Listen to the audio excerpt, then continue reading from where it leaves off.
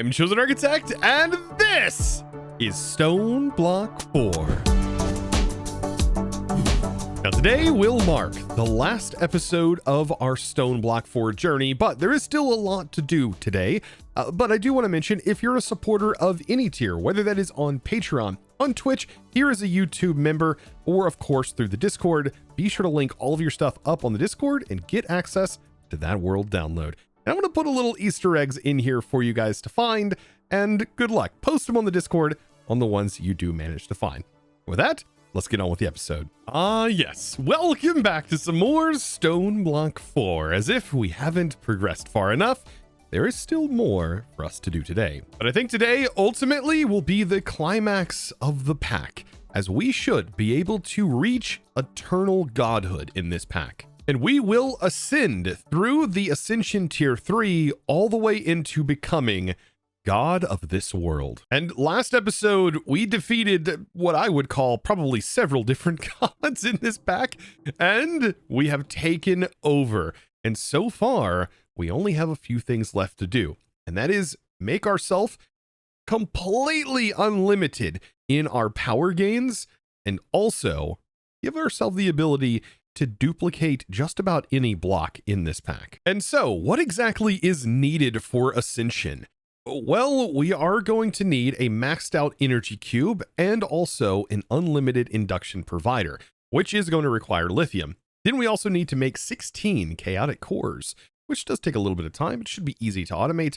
And then something that is not easy to automate, chaotic capacitors, 16 of these. The singularities, I'm not even really worried about. Those should be quite simple to craft. First on the list, though, is an unlimited energy cube. That one's not too bad, and I believe that it does need to be filled, yes, completely. Filling this is also not that difficult. We place a point on it, and it becomes instantly filled with power. Like I said a minute ago, the induction provider, well, to be able to craft this up, we do need lithium production. And just in case you missed my lithium production, I mean, it is quite literally converting water into brine and then brine into lithium. And then we have to convert that down. That is all being handled over here in the Mekanism room. Right over here is our water distillation tower. And then up here is the one that is converting into lithium. And we really don't even need a lot of lithium. We just need one of the providers here. So yeah, I think it's like 256 lithium to make one of these. But you know what? While that's crafting up, let's take a look at these cores. So we are going to need 16 cores. But like I said, that's not even, in my opinion, the hard part. So these cores, they just take a little bit of time. We need draconic cores. Those need to be crafted. And we are on chaotic tier already, so they shouldn't take too long to craft. But these capacitors are not something that you can do quite easily within AE in our auto crafting, because it just simply doesn't recognize that this is a draconic capacitor. And so if you do request crafting, it's just not going to work. So this is going to be something that we have to kind of do one at a time. But now this also means that we are going to need more than 16 chaotic cores, because each one of these capacitors require a chaotic core in themselves. So this whole setup alone is going to cost 32 chaotic cores that need to be made. And now if you remember, whenever I set up the auto crafting for this, I mentioned a regulation card. This is specifically why we need a regulation card. Notice it uses a large chaos fragment for not only the main craft that gets it started, but also for the injectors. And so up here inside of this, we want to make sure that we add a filter to our cinder card, which is here. And that filter is going to be the large chaos fragments. So I'm going to place this in here, and this regulator is going to make sure that only one is allowed inside of here. Then all of the others will just simply get sent everywhere else. I mean, this is how it should work. Let's pop this open, place in our pattern, and yeah, let's go ahead. Let's get these requesting. This is going to take them the longest amount of time. So go to Draconic, and then these. We need 32 of those bad boys. That is going to take all of our, it's going to make 102 Draconic cores in order to get this started. And this, like I said, it's probably going to take a little bit of time. What does help a little bit with the crafting time is by simply putting the watch flowing time on top. After the chaos cores are done, I still am going to need a few of these Draconic cores. Yeah, we're going to need at least 16 more, so might as well get 16 more of those crafted up. Where are those cores actually? There they are. 16 of those bad boys. Let's get that finished. The only bad part about these capacitors is that they're just quite literally annoying to craft because we can't use our auto crafting setup for this. Like I said, AE just doesn't like these capacitors. Perfect. Now that all of that is done, I'm actually going to switch these into stack mode. So all I've got to do is shift right click on here, and you can see they are now put into stack mode, which is exactly what we want. And now we just simply start to fill these up. And I think this is going to be one of the easiest ways for us to handle the crafting of these things. And to get them started, we'll toss that in. And that is going to get all of these, what I would assume is unstackable items. Almost positive these do not stack. Now this is going to automatically go into our AE system. We should start to see capacitors building up. And there we go. And yes, yeah, all of these are unstackable. And so the exact same thing for the next tier. Like I said, these are going to use those draconic cores. Got to get these bad boys placed in. And then we also have our controllers as well here. All of these get placed in. And now we do have to put the capacitors in bit by bit. And that's where like a hopper and a barrel, I mean, is really going to come into play here. That way we have the storage for the unstackable items. And so we can take our capacitors, toss those in, and we're ready to go. These are all separated. Hopefully that didn't change anything because we put them in our inventory. Nope, it should just start crafting. That's exactly what we need. All of these items in place. With only 16 needed, I feel like this is like probably one of the easiest ways to do this. But actually we needed 48 more draconic cores. I didn't even see this in the recipe, that each of these controllers that are needed for these, which is 3 per, by the way. So we need 48 for the 16. Yeah, we need those on top of everything else. That is a surprising number of the cores. I didn't realize. And with that crafted up, same thing goes with all of this. And man, it is wild seeing every single one of these capacitors like have some sort of unique identifier or something that spreads them out like this. It's just so weird seeing it. Like I said, AE just doesn't like these things at all. And so there we have it, the capacitors. And I'm going to take all of these capacitors out, and I'm going to ship them away immediately. They're taking up a lot of space. So throw them all in. They all get inserted one at a time. And we are one step closer to the final goal. And so now all we need to do is craft up a few things. Now the Injurite, I still think I'm saying that wrong. This singularities, we already have those. Those passively are generated. And then this right here, 256 redstone singularities. Those we do have to make. So let's just grab the redstone singularity, 256. Go ahead, get those crafted. 51,000, is that what I seen? Blocks of redstone. My goodness, that is quite a lot. And then we just simply need to tick accelerate, and that's going to make those happen very quickly. Here we go. There we go. Energy cube for tier 3. All of the chaotic cores. Ultimate induction provider. Then the energite singularities. And finally, we have the 256 redstone singularities.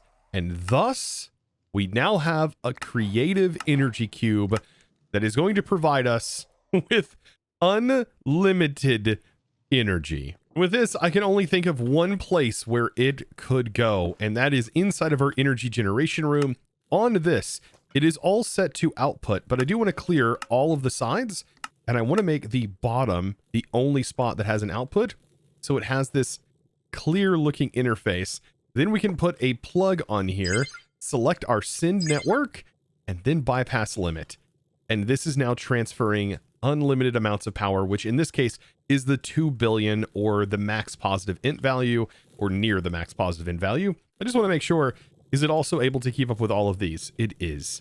That is phenomenal. I absolutely love this. This is truly unlimited power, and it is all being sent into our draconic sphere. Now, I actually don't know this, but I wonder if I was to place this immediately onto those connectors through draconic, if it would send even more power into this thing.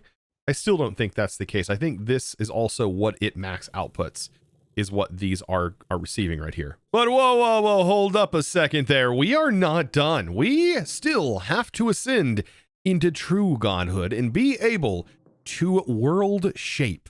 Yes, absolutely choose and pick how we want to define our world. And to do that, we need the world shaper. And so to make this thing, I love how it goes, hey, potato cannon, which by the way, we found in a dungeon last episode, which I thought was kind of funny. We need to make an extendo grip and also the wand of symmetry, which we've bought, and I have no problem exchanging that thing. We can always buy more if we want. This is all very straightforward to make. And I think out of everything, this is probably the easiest thing for us to get. We do have to make all of these individual singularities, but that's not bad at all. And I think the only thing I haven't made is the extendo grip, which is just a world engine recipe that I can throw into here. And then just craft the extendo grip, just like so. And for this, after spending a little bit of time at the neutronium compressor, I've got all the singularities. And this is everything that is needed. So we have the infinity singularities, which I crafted ahead of time, the copper, iron, we have lapis, we also have gold, redstone, which I've already made a ton of, inderium, which are passively being generated, red matter singularities, which are just a single, it's just 10 red matter, which we have that automatically being crafted, and then all of the shattered singularities, 256 of those. Each of those need to be now turned in. And we are almost there, guys. And so we have the potato cannon, the extendo grip, my favorite, the wand of symmetry, infinity singularities, copper singularities, good old iron, gold, lapis singularities, redstone singularities, diamond singularities, netherite singularities. Believe it or not, these are actually blocks of netherite. Beautiful. Inderium singularities. And finally, on the singularity front, red matter singularities. And finally, the shattered singularities from Advanced AE. There we go. And now we are the god of the world with the creative world shaper, and we are given 100,000 coins. So many coins, and just look at this world shaper. This is fantastic. Of course, I can take this off so we can see the reality of this thing. And yes, it is a create gun that does some pretty interesting things. For one, we can open this up. I think shift right click pulls up this menu. We have merge, attach, fill, place, replace, and it allows us to sort of fill the world in. But I think where it gets kind of interesting is you punch to select the block and you right click to exchange it. Now I thought it was able to actually duplicate things, but it doesn't seem like it does. Like I don't have this in my inventory, so I'm assuming it would. I'm sure there are ways to get this to do the things that we want, right? If I have this block, then it will exchange. I think I'm in the wrong mode. Let's see. Right now we're in fill mode, but what about replace mode? So let's just get these out of our inventory. Punch. We're set. Ah, that's how we duplicate. Okay, so yes, this has the ability to duplicate blocks. And that is exactly what you're seeing right here. So, yes, put this in replace mode, and it can replace a block with another type of block, even if you don't have it. So let's just say, for example, I think even netherite furnace, maybe, like if I was to select it like it is currently, I don't even know if this is selectable. We would hear it ding if it is selectable. Ah, yes. And this thing, by the way, doesn't even need to be set to replace. Yeah, you can just have this set, for example, to attached mode and then fill, choose your size, and it will just take the block that you have, even if you don't have it, and we'll place it, by the way. Like, it is now generating blocks. And if you're thinking what I'm thinking, yes, we should be able to actually duplicate infinity blocks. Or, for example, shadow casings, right? Like, shadow casings are one of those things that, like, we do need. And I believe we can just duplicate those too, so long as we have one. So I'll place this down. We'll convert it to a train. Now it's in shadow mode. We punch to select it, and now I can just make as many as I need. After placing few down, there we go. And we now have it. So long as we have it, we can actively submit. And I mean, that's great. There we go. All of the infinity ingots are crafted up. I make myself an infinity block, place it down, find it, and I can now make as many infinity blocks as I want. And this is beautiful. We break them all. Now I have as many as I could ever want. And we can also trade it for $1,000 as many times as we want. Yes, we are now truly a god of our world. But I mean, this thing right here is absolutely wild. Anything that is a solid block that's not like a tile entity or something like that, you can basically dupe it. Anything. You can go to all of those places, like even the portal at spawn, like apparently this thing picks up the portal. You just simply click and it's yours. And then you can place it down however you want, place it in your world. Like, let's say I wanted green in my walls. I could just set this to the where is it? Replace mode.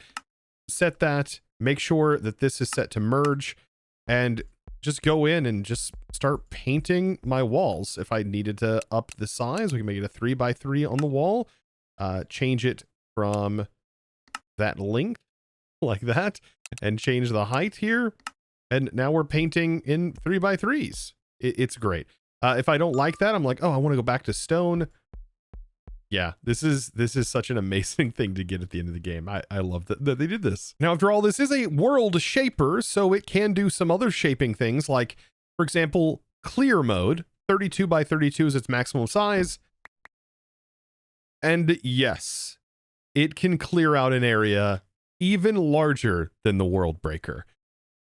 Yeah, which the world breaker, just to show a comparison in size, breaks a space about that big. So yeah. But now I tell you what, my friends, this has been quite the journey, and I hope you enjoyed this journey with me, as we have now reached the end game, the absolute end game of Stoneblock 4. And well, if you did enjoy, be sure to click that subscribe button if you haven't already. And well, give this video, guys, a huge thumbs up. And of course, with that, if you are a supporter of any tier, be sure to get your world download. Of course, you can find that over on the Discord. Just get your accounts linked up no matter where you support, whether that is over on Patreon, through Twitch, and of course, through the Discord, or even as a YouTube member here. Thank you all so very much. And guys, with that, I'll see you all in the next episode of whatever I'm playing next. And as always, thanks for watching.